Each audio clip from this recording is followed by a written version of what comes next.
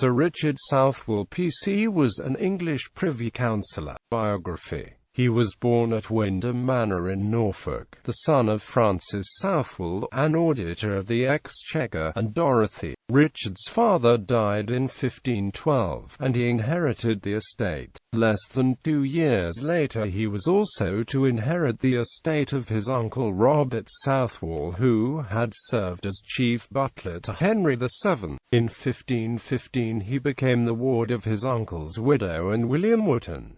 In 1519 Thomas Wyndham acquired the wardship. Wyndham married Southwell to his stepdaughter Thomasine, who was the daughter of Roger Darcy of Danbury and sister of Thomas Darcy. They had a daughter. He later married Mary, the daughter of Thomas Darcy of Danbury, and the widow of Robert Leach of Norwich, Norfolk. They had one legitimate daughter and 2 illegitimate sons and 2 illegitimate daughters.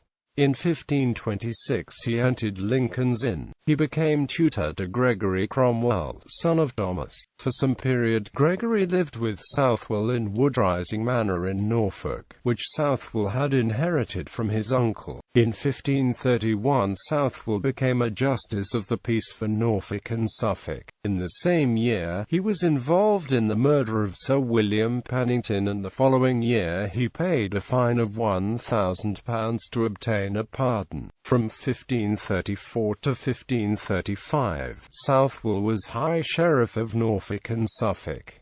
It was in 1536 that his portrait was painted by Hans Holbein the Younger. He played a part in the downfall of Henry Howard, Earl of Surrey, and was a witness in the trial of Sir Thomas More, where he claimed not to have heard the details of the damning conversation between Richard Rich and the accused. He was elected to the House of Commons in 1539 as Knight of the Shire for Norfolk and knighted in 1540.